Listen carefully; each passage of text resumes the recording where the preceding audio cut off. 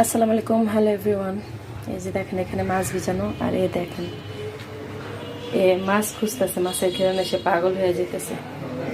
এর এই একটা সমস্যা, এ যখন প্রেগনেন্ট থাকে এই কাঁচা মাছ কাঁচা গোশত খাওয়ার জন্য একদম অস্থির হয়ে যায়। তো কার বিড়াল এরকমের সমস্যা করে প্রেগনেন্ট অবস্থায় কাঁচা মাছ কাঁচা গোশত খাওয়ার জন্য এরকম পাগল হয়ে যায়। আমার এই মা বিড়ালটা এরকমের ডিস্টার্ব করে, মানে কাঁচা মাছ কাঁচা গোশত খাওয়ার জন্য এমনটা ছটফট করে, ঘেরান পাইলে হয়। পারে তো একদম আমার চুলার উপরে উঠা যায়, এখানে উঠা এখানে বেসিনে খুঁজতে থাকবে যে কাঁচা মাছের গন্ধ আসতেছে কোত্থেকে বা গোশতের গন্ধ আসতেছে কোত্থেকে, তারপরে নিয়ে খাওয়া আরম্ভ করবে।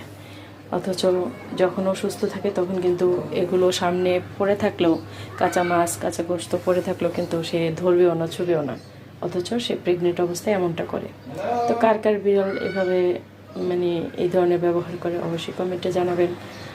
আর আমার ভিডিওটা ভালো লাগলে লাইক কমেন্ট শেয়ার করে দিবেন, আর আমার চ্যানেলটাকে সাবস্ক্রাইব করে দেবেন। দেখেন এই একজন, এই কিন্তু বর্তমানে স্বামী হয়ে গেছে, নানি নাতি ম্যাটিং হয়ে গেছে। তো সবাই দোয়া করবেন আমার বিড়ালের বেবিগুলো যাতে সুস্থ হয়, আর আমার বিড়ালটা যাতে সুস্থ থাকে, ভালো থাকে। সবাই ভালো থাকবেন। নেক্সট ভিডিও দেখার জন্য সবাইকে শুভেচ্ছা জানাচ্ছি। আল্লাহ হাফেজ।